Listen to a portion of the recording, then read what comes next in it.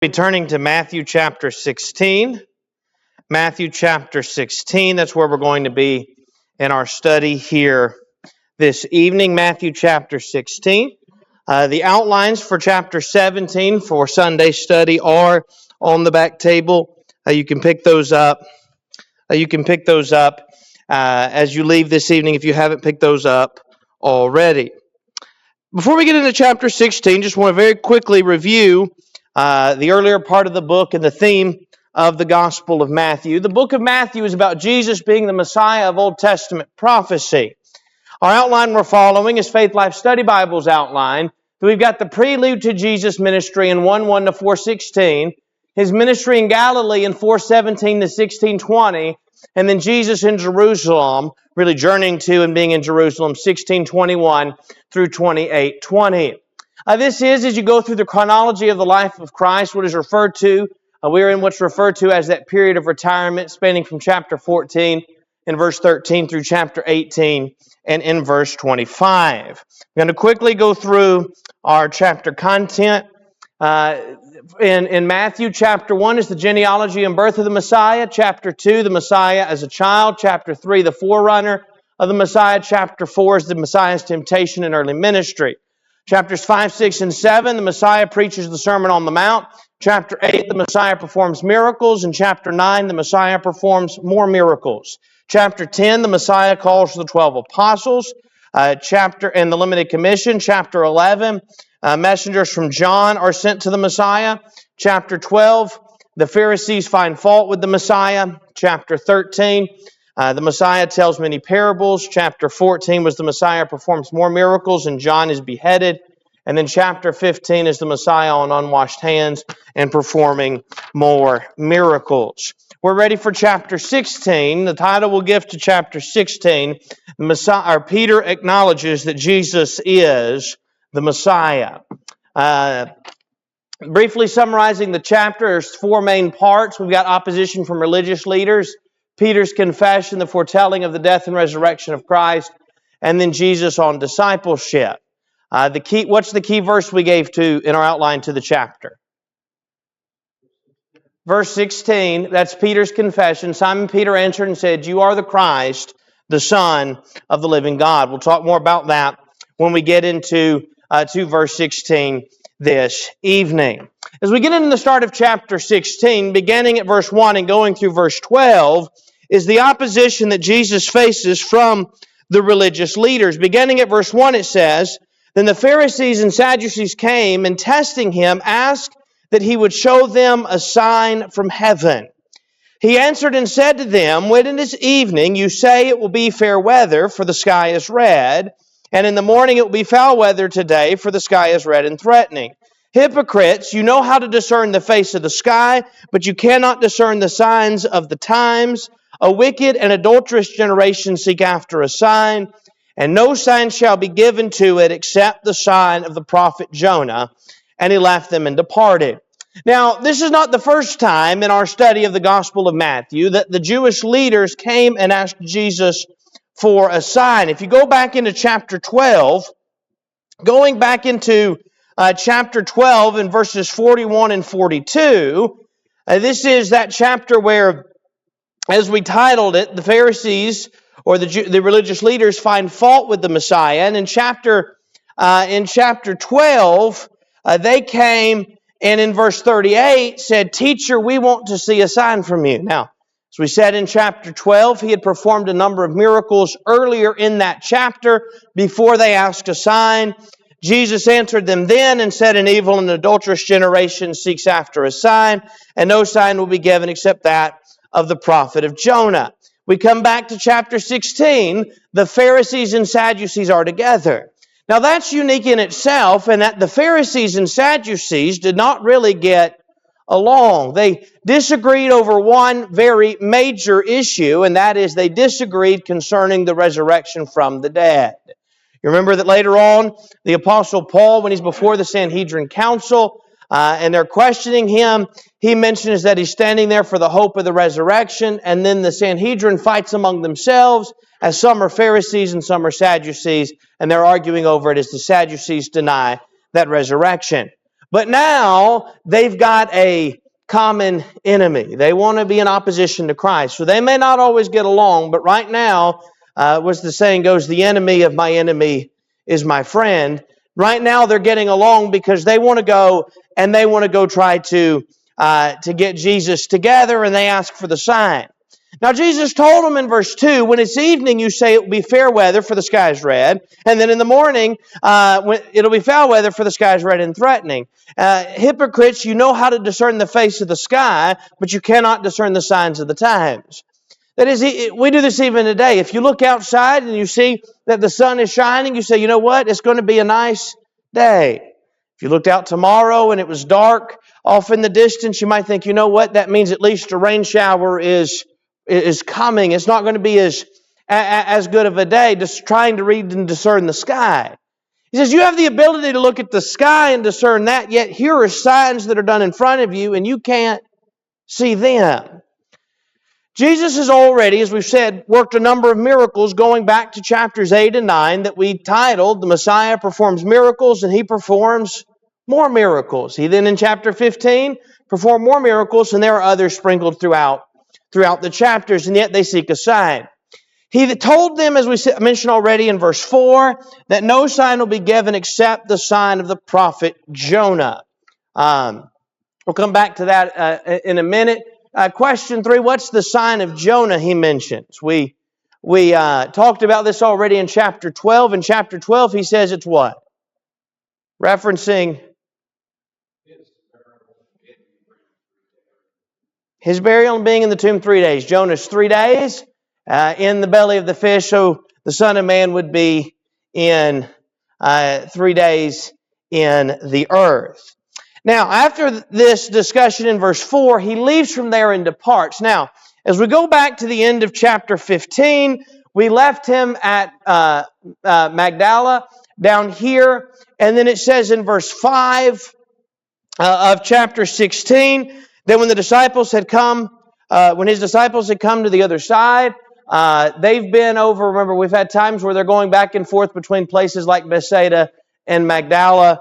So the disciples come, he said in verse 5, to the other side, and they had forgotten when they traveled to the other side to what? Take any bread, verse 5. So Jesus said to them, take heed and beware of the leaven of the Pharisees and the Sadducees. And they reasoned among themselves, saying, it is because we have taken no bread. Now, Jesus is going to rebuke them in a minute and explain, and we'll talk about what he means by the leaven of the Pharisees and Sadducees. But here, in spite again of some evidence, the apostles at this time, or the disciples here, are concerned that he's now rebuking them for not bringing any food. Now, keep in mind that if we go back throughout these chapters that we've been studying, that in chapter 15, we ended chapter 15 before Jesus got into the boat and came to Magdala. He fed 4,000. You go back into chapter 14 where there's a number of miracles performed, and Jesus in verses 13 to 21 feeds 5,000.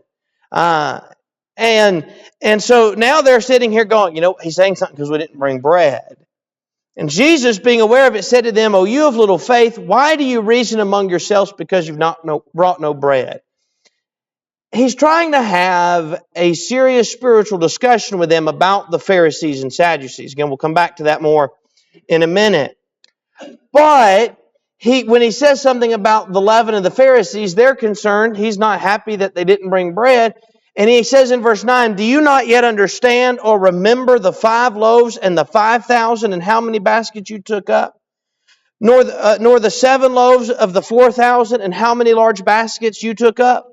How is it you do not understand that I do not speak to you concerning bread, but to beware of the leaven of the Pharisees and Sadducees? Now, if you go over to the parallel account, of Mark, Mark's account in Mark 8 and verse 15, he told them, take heed, beware of the leaven of the Pharisees and the leaven of Herod. And that's when they reasoned that it is because we have no bread. And Jesus said in Mark's account, having eyes do you not see, and having ears do you not hear, and do you not remember when I broke the 5 loaves for the 5,000. How many baskets full of fragments did you take up? Mark's account tells us that they said to him, 12. And then he said, also when I broke the 7 for the 4,000, how many large baskets full of fragments did you take up? And they said, 7. So Mark's account explains for us that when Jesus asked this question of them, Mark's account shows us they answered and they remembered that when he fed the 5,000, they took up 12 baskets of fragments. Or when he fed the 4,000, they took up 7 baskets of fragments. So that's when he says to them, verse 11, how is it you do not understand that I do not speak to you concerning bread, but to beware of the leaven of the Pharisees and Sadducees? Then they understood that he did not tell them to beware of the leaven of bread, but of the doctrine of the Pharisees and Sadducees. Jesus is trying to warn in this context. We've been focused on the disciples' misunderstanding, but Jesus is trying to warn them, point B, of the Pharisees and Sadducees and the influence they can have.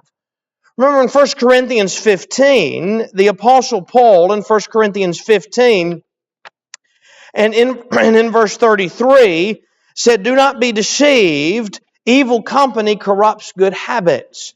And often we quote that passage talking about the influence that one's friends or those they associate with can have on them. And that certainly is true, and other biblical passages would back that up. But the context of 1 Corinthians 15 is beware of those who are false teachers among you.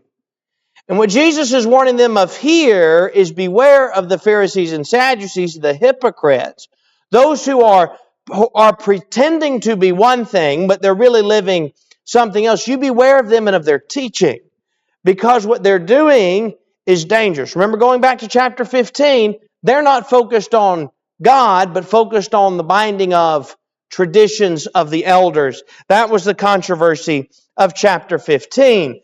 They would, now, he will point out later on, what they say to you, do it, because they sit in Moses' seat, and they may tell you what to do, but they themselves are not living it to some extent. But he's warning them here of those who are, again, trying to set traps, those who are coming to Jesus now, those who later will come to him again, the Pharisees and Sadducees, on the day of controversy in the last week of Christ.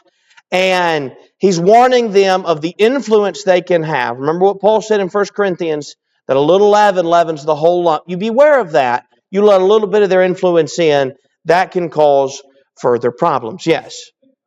In a broader sense of rule, biblical study, sometimes we may not know what a passage means, but we can certainly know what it doesn't mean as we try to navigate through have the spiritual discernment, and that's what they lack, their spiritual discernment, because of the fact that are witness those two occasions. So even if they didn't know what Jesus meant, they should have been able to rule out what they thought it meant. You're right. And as he asked them those questions, we pointed out, and again, Mark's account fills us in a little more information. They answered back. They clearly remembered, and his point to them there is, you know the facts of these events. You need to remember then the power that was shown to you there. Don't think that I'm asking you this because you didn't bring bread. I'm trying to get you to focus on something else. And then he opened their eyes to it, and they understood what he was saying. Going to verse 13 now, we're moving into section 2. When Jesus came into the region of Caesarea Philippi, he asked his disciples, saying, who do men say that I, the Son of Man, am? So he's up here around Caesarea Philippi. If you look on the left-hand side of the map, the point number 5 here, which is marked there, I will build my church, Matthew 16, 13 through 20. This is where that takes place at Caesarea Philippi, where Jesus asked them in verse 13, who do men say that I am? Jesus asks them again, verse 13. He wants to know, asking them what they're hearing, who are people saying that I, the Son of Man, am? And we haven't been focused on that phrase as much, Son of Man, as we were when we were studying the Gospel of Luke, because that's Luke's theme. We're focusing mostly on Jesus being the Messiah, although Matthew actually uses that phrase, Son of Man, more than Luke does. And so Jesus is saying, who do they say I, the Son of Man? He's the Son of God, but he's the Son of Man. He's deity, and yet he's in human form. He's God and man at the same time. Who are they saying I am? And they said, verse 14, point B, their reply was, some are saying that you're John. Now remember, John's already been put to death, and they want to know, but so some think he's John. Remember when we saw in studying about John's beheading in a couple of chapters ago, that was Herod's thought, is that it was John who had come back from the dead. In verse 2 of chapter 14, this is John. This is what Herod said. This is John the Baptist. He's risen from the dead, and therefore these powers are at work in him. Some said, well, no, he's Elijah, or others said he's Jeremiah, or others said he's one of the prophets. So man had a number of views concerning who they thought that Jesus was. Who do you say? Some say John, some say Elijah, some say Jeremiah, some say one of the other prophets. But Jesus then asked them a second question. Who do you say I am? That I am, verse 15. And we're very familiar with verse 16. Simon Peter answered and said, you are the Christ, the Son of the living God. Now remember, as we're studying through, and we mentioned this a number of times, our theme of Matthew's theme is Jesus is what? The Messiah. Now, we mentioned this before, the term Messiah coming from the Old Testament and the term Christ in the New Testament, they mean the same thing. So when he says you are the Christ, he's saying you're the Messiah. You're the one the one that's the anointed one. That's what Christ means. You are the Son of the living God. And Jesus then answered and said to him, blessed are you, Simon Bar-Jonah, for flesh and blood has not revealed this to you, but my Father who is in heaven. So, Jesus asked them, going back again, verse 13, who do men say that I am? And men had their views when they heard of the miracles and things. Again, Elijah, John, Jeremiah, one of the other prophets. Then he said, who do you say that I am? And Peter confesses that he's the Christ, the Son of the living God. And Jesus' reply in verse 17 is, blessed are you, Simon Bar-Jonah, for flesh and blood has not revealed this to you, but my Father who is in heaven. I want to back up for a minute to the earlier part of the chapter. Going back to the beginning, we began with a controversy between Jesus and the religious leaders who came to him asking for a sign. He says, you're going to get the sign of Jonah. That's his death, burial, resurrection from the dead after 3 days, just as Jonah was 3 days in the belly of the fish. But while he's not going to just do a miracle for them on cue, they're hoping he's going to do it almost like somebody a kid asking a magician to perform a magic trick. Well, you'll just show us something. Peter has been one of those there who have seen the signs, and Peter's following the evidence and says, you are the Christ. You are the Son of the living God. And Jesus said that it's not flesh and blood that's revealed this to you. Remember again, who do men say that he is at this point? John, Elijah, Jeremiah, or one of the other prophets. But Peter's following it. My Father who is in heaven, he's following the evidence. You are the Christ. Now then, verse 18, a very familiar verse, misused verse at times. And I also say to you that you are Peter, and on this rock I will build my church, and the gates of Hades shall not prevail against it. Now, as we talk about what Jesus is saying in verse 18, this is part of where the misconception comes in, is Peter's name and the word for rock are very similar words in the original language, and some are saying he's building his church upon Peter, and Peter was the first pope. That's part of the argument. But that's not what he's saying. He says on this rock that is the rock of what?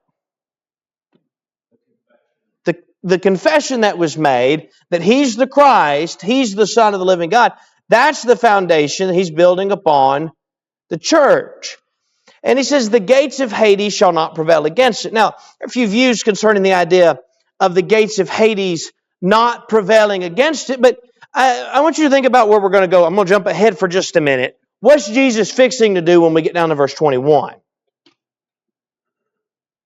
He's going to start telling them about his death. And we'll get to Peter's reaction more in a minute. But he tells them that, beginning at verse 21, from that time, Jesus began to show his disciples he must go to Jerusalem. That's why, as you look at the outline we're following on Faith Life Study Bible, that's why their outline, the Galilean ministry ends, and now we're going to Jerusalem, because now we're setting our face towards Jerusalem. He's now focusing on where? Where he's going, and he's going to be foretelling to his disciples his death and resurrection. When he dies, it seems as though what? Satan is victorious. It seems like Satan won. But even despite what it looks like, the gates of Hades are not going to prevail against it. Verse 19, and I'll give you the keys of the kingdom of heaven. And whatever you bind on earth will be bound in heaven, and whatever you loose on earth will be loosed in heaven. Now, he says, on this rock, the rock of that confession, that Jesus is the Christ, that He is the Son of the living God, on that rock I'm going to build my church, and I'm going to give you the keys of the kingdom. Now, if you're marking in your Bibles, we've talked about our two key phrases, that it might be fulfilled, and the kingdom of heaven. Here's another occurrence in verse 19, the kingdom of heaven. This is occurrence 21 of 32. So if you're marking those in your Bible, this is occurrence 21 of 32 of the kingdom of heaven. So as we're going throughout Matthew, before verse 18, we've yet to hear the term church. And then after verse 18, in the rest of the Gospel of Matthew, we're only going to hear it one more time. We'll go to chapter 18, and he talks about practicing of church discipline. And he talks about entail it to the church. That's the two occurrences of church in Matthew. He's been talking, though, about the kingdom of heaven. Now, I learned in verses 18 and 19 that the church and the kingdom what? One and the same. Otherwise, what Jesus is telling them is, I'm going to build one thing and I'm going to give you the keys to something else. What he's told him is, I'm building my church and I'm giving you the keys to the kingdom. That is, I'm giving you what you need to know for the terms of entry. That's what you're going to go tell other people. How one needs to be part of this kingdom and be saved. Verse 20 then, he commanded his disciples that they should tell no one that he was Jesus the Christ. Now remember this, the Jews, and even to some extent the disciples, but the Jews in particular are focused on the Messiah and the establishment of what? An earthly kingdom. If they come to know at this point, without looking at the evidence, that this is the Christ, they just hear, oh, here's the Christ, they might try to make him an earthly king. Don't tell them. They need to, like Peter did, follow the evidence. They follow that. So he's going to continue teaching them and working those signs, and then they can determine for themselves from the evidence that he indeed is the Christ and he is the Son of God. It's then in verse 21, point 3, Jesus foretells his death and resurrection that we already mentioned, that says, from that time, Jesus began to show his disciples that he must go to Jerusalem and suffer many things from the elders and chief priests and scribes and be killed and be raised the third day. So, Jesus to this point again, as you go throughout, just thinking quickly about everything we've seen so far in the Gospel of in the Gospel of Matthew, as you're going back out throughout Matthew's account of things, in chapter 4, his ministry begins. We've got a lesson talking about how one needs to be in the kingdom, righteousness in the kingdom, in chapters 5, 6, and 7. In chapters 8 and 9, as we talked about, he works a number of miracles. Those signs that the Pharisees wanted to see, he worked plenty for them to see, and taught in those chapters. Chapter 10, we have the limited commission, but then you go through some of these chapters, and he's answering a number of questions to those in Galilee. He's teaching them. He's having conversations with the scribes and Pharisees, and he's talking about, as chapter 4 says, the gospel of the kingdom. But there's something now beginning And this marks a transition in the book of Matthew, that from that time Jesus began showing his disciples that he's going to go to Jerusalem. He's now preparing them for what his purpose of coming to this earth is. He's going to be sacrificed. He's going to be crucified on the cross. He's preparing them for that. And so from this time forward, we're going to have a number of times as we go throughout these chapters that Jesus is telling them, I'm going to be put to death. We're going to get to the very next chapter. In chapter 17, we've got a section again in verses 22 and 23. The Son of Man is about to be betrayed into the hands of men. And so he's warning them and preparing them as they're getting ready to go to Jerusalem and headed that way for what he's going to suffer. So again, he's now preparing them for that. But Peter, in verse 22, took him aside and began to what? Rebuke him. Far be it from you, Lord. This shall not happen to you. Now, one of the things about Peter we're very familiar with is Peter was quick to respond at times. Sometimes looking at the evidence, when he's asked, when Jesus says, who do you say that I am? It seems Peter's quick to respond, you are the Christ.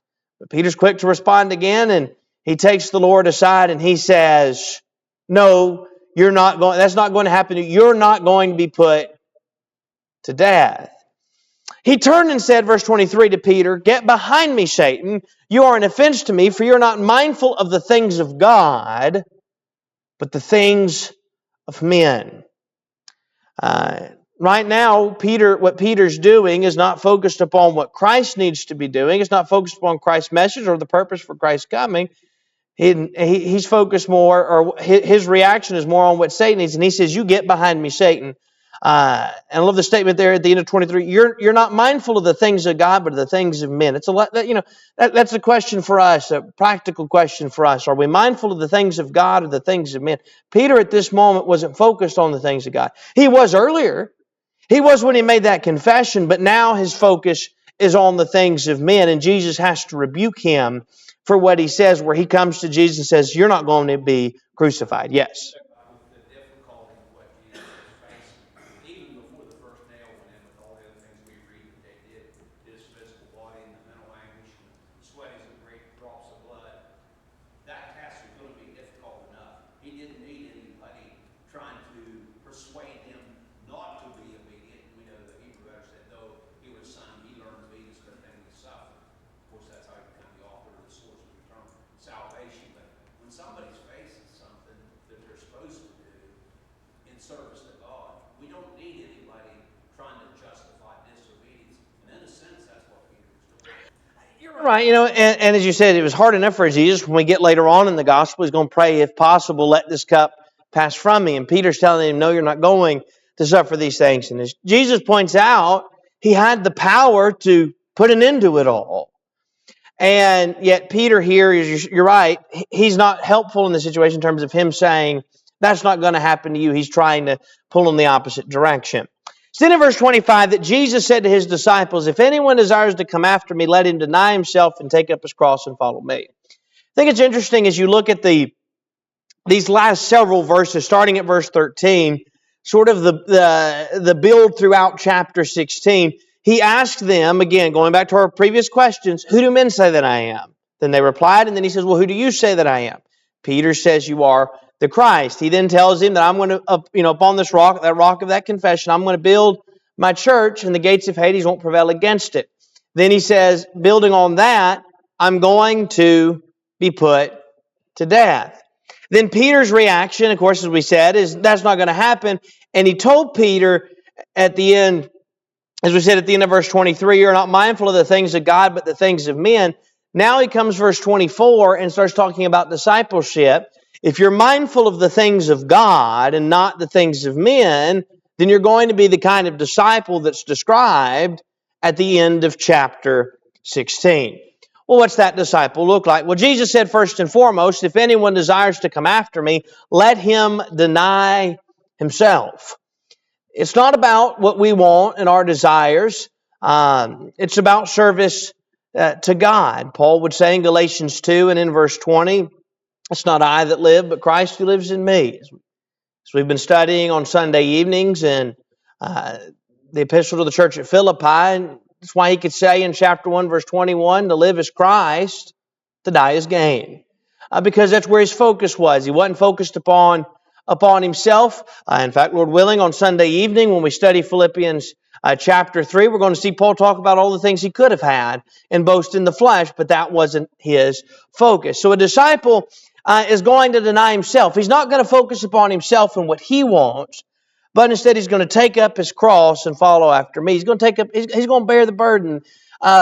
It's not always going to be an easy path in being a disciple, but you're going to take up your cross and follow after him.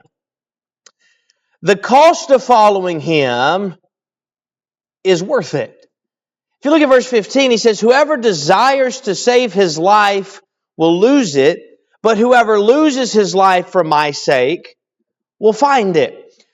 So, excuse me, as you look at verse 25, it's about where our focus is. If our focus is on things of this life, then we're going to lose it. Not necessarily in the sense we're going to physically die. We will eventually. But we're going to lose our soul, verse 26. But what if we're willing to lose our life? Then he says, for my sake, you'll find it. Verse 26, what profit is it to a man if he gains the whole world and loses his own soul? What shall a man give in exchange for his soul? We talked about this a few weeks ago in an invitation, that there are certain costs, there are certain things you may buy that you determine later on, it's just not worth it. If you go down to the car dealership tomorrow and you buy a car and you drive it off the lot, and a week later the car's engine blows up, you're going to say, and it's because it was just not made right, you're going to say, you know what, it wasn't worth it. Now, you go tomorrow and you buy a new car and you drive it until the wheels literally fall off from usage, and you put 300,000-400,000 miles on it, you're going to say that car was well worth it. There's nothing that one could gain and losing your soul be worth it. He says if he gains the whole world. Remember back in the temptation of Jesus in Matthew chapter 4, when Satan tempts him, going to Matthew chapter 4, he said to Jesus in verse 9, all these things, showing him the kingdoms of the world, and said, all these things I'll give to you if you'll fall down and worship me. And that's when Jesus said, away with you, Satan, for it's written, you shall worship the Lord God, and him only shall you serve. Even if Satan could say to you, I will literally give you everything this world holds, it's not worth it. There's nothing that a man could give in exchange for his soul and it be worth it. So what is a disciple? A disciple denies himself. He takes up his cross. He's focused upon his service to God more than his physical life. And no matter what he may feel like he can gain in this life, he understands that it's about eternity and his soul. Yes. A new concept. I think about Moses. By faith, Moses, when he was come of age, he refused to be called the son of Pharaoh's daughter, choosing rather self affliction with the people God than what enjoying the passing pleasures or the riches of Egypt for a season. So there are men, which Hebrews 11 we read some of that as well as in the Old Testament. There's people that they had this focus of serving God, and some of them they abandoned great riches and places of prominence and things like that. But that's what they went after. And the bar is set for us today the same. You know, these men weren't supernatural where, you know, God had an expectation. But this concept of this level of commitment was prevalent in the Old Testament also. You're right. You know, and I think about, there were people like Abraham, who Abraham was still wealthy even after he left. He had a lot, but he left his home and lived in a tent. And you're right, Moses, who gave up those pleasures. There are a lot of those that were examples that were less focused on, were more focused on service to God than anything else. And that's what Jesus is telling the disciples here a disciple needs to be. Now, verse 27 and 28 is part of that same conversation. If your Bible likely has, the New King James does, likely has a heading that divides up these two sections. Some do. My Bible does it, but my electronic Bible in the New King James does, that titles it the prophecy of the second coming. It divides these up. We'll talk about verse 28 in a minute. He's not talking about the second coming in verse 28. But it's part of the same discussion, because he says in verse 27 what? It begins with the word for. For the Son of Man will come in the glory of his Father with his angels, and then he will reward each one, or each according to his works. So let's back up again and see what he said. He said, you got to deny yourself, take up your cross, that if you desire to save your life, you'll lose it, but if you lose it, you'll find it, and there's nothing you could give in exchange for your soul that's worth it. Well, why is that true? Because eventually you're going to give an account for how you lived. Again, we see that word for when we go back. The Son of Man's going to come again, and each one's going to be rewarded according to his works. And so how you live, you're going to give an account. But verse 28 then, he says, assuredly I say to you, there are some standing here who shall not taste death till they see the Son of Man coming in his kingdom. So again, I want to set the background, backing up into the chapter. We're all taking part of a discussion, a number of things that are building. Jesus asked the disciples, who do men say that I am? They replied and said who the answer was. He then says, but who do you say that I am? And Peter said, you are the Christ, the Son of the living God. Jesus said, upon this rock, that rock of that confession, I'll build my church. And I will give unto you the keys of the kingdom of heaven.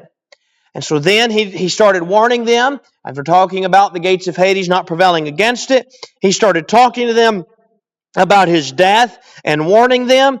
And then after the conversation with Peter, where Peter rebukes him, and he tells him that he's not mindful of the things of God, but the things of men, there's a conversation that then Jesus said to the disciples, if anyone desires to come after me, let him deny himself, take his cross, and all the things we've seen.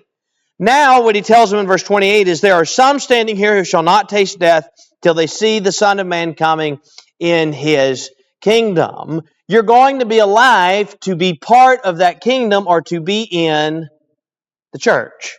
As part of a disciple, you want to be in that kingdom. So as you think about the cost of discipleship, and I'll get back to verse 28 in a second, on how it helped in our question on it.